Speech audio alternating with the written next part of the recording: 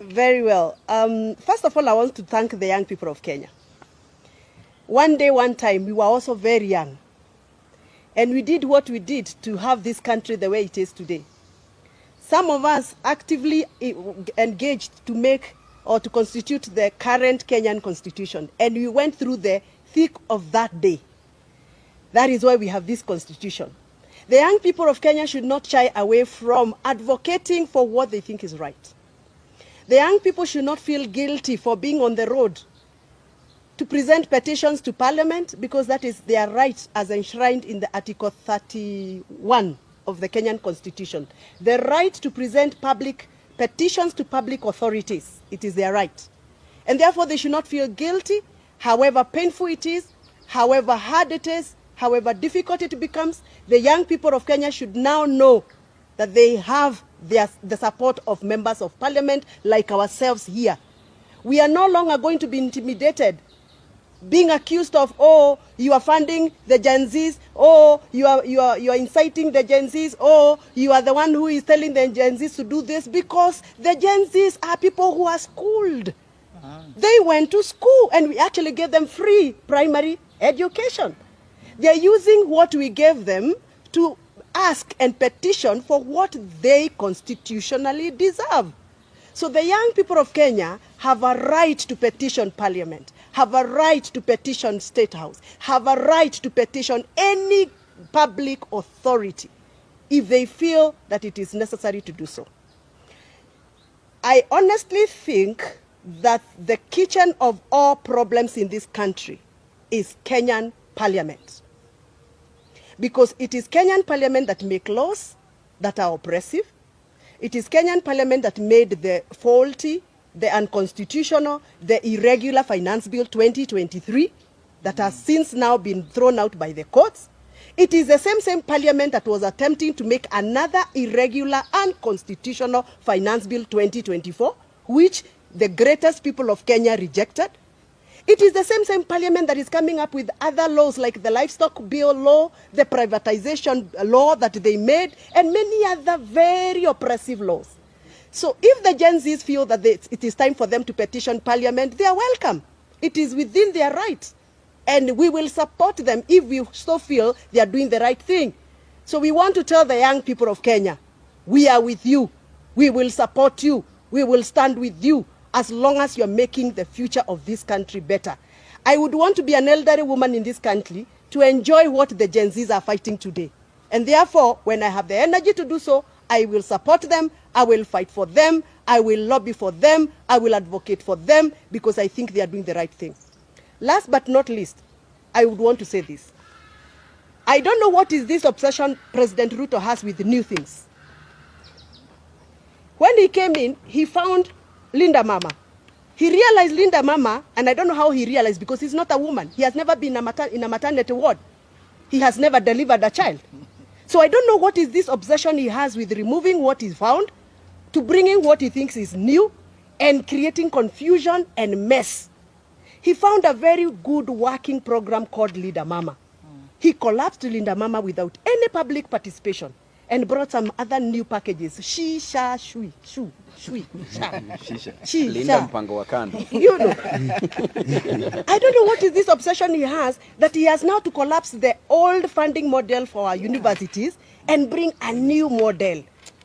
And now he has created a whole total confusion. Our children are getting depressed because they don't even know whether they are going to report to school tomorrow. What is this whole obsession of new things? New things? Now, look at where we are right now. We don't have money because we have no operational finance bill. Instead of him finishing old projects, he's now going for new. Everything is new. Everything is new. And he has no money. So where is this obsession coming from? And by the way, I sympathize with my new Minister for Energy. My new Minister for Energy, I really sympathize with him. Bwana Wadai, wacha nikuambie. Hiyo kiatu mevalia kimeandikwa Ruto hapo nyuma. Hiyo kiatu itakuuma mbaya sana. Because the president is now hopping from one county to the other, launching new electricity projects. Where will he get the money from? Atarudi kwa hiyo gari pale juu, ataanza kuambia wananchi, Huyu wadai nilimpatia kazi ya kuweka stima, nikaenda nikalaunch stima, lakini yeye hakufanya kazi. Wandai is actually cooked. I sympathize with him. I sympathize with my friend Mheshimiwa Badi. Huyu wa treasury.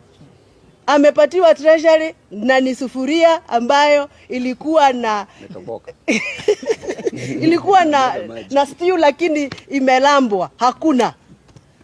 And what the president is doing now is going out promising, oh, I will do this project, I will do this project, na hakuna pesa. Alafu atarudi kwa hiyo ground come to campaign time. Ataambia watu, wewe huyu Badi nilimpatia kazi, amelemewa. Badi's sufuria is roasted. And they are not stealing corruption. Yeah. So anyway, we are summarizing and saying this.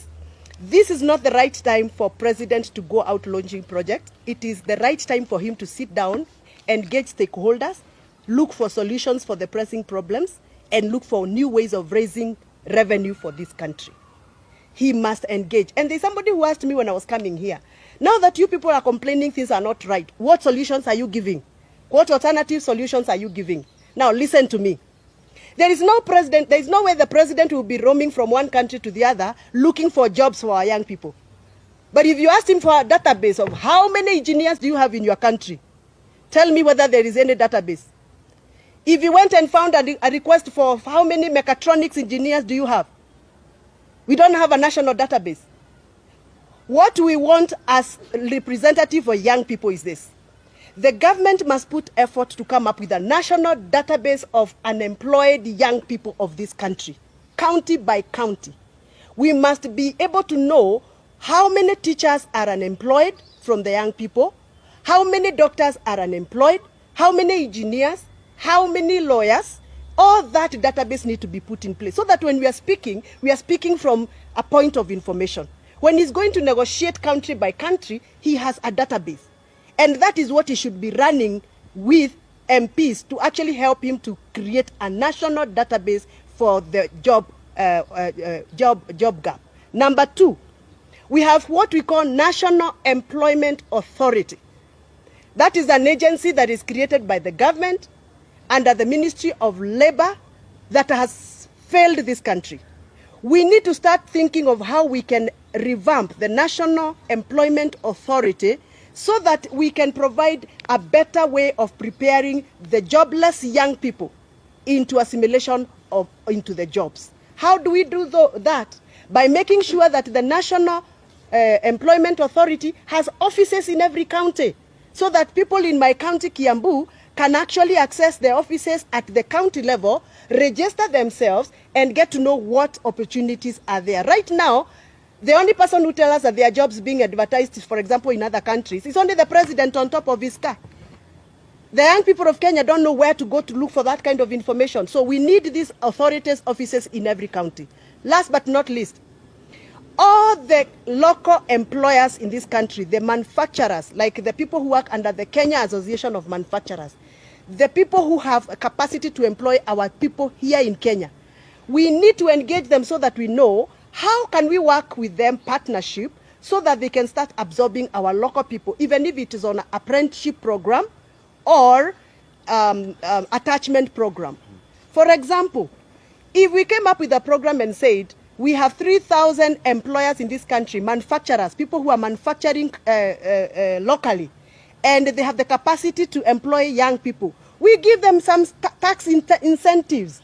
A tax intensive that you say, Karibu Mheshimiwa, that if you absorb, for example, 5 young people in your company, you will enjoy this amount of tax subsidy or incentive from the government.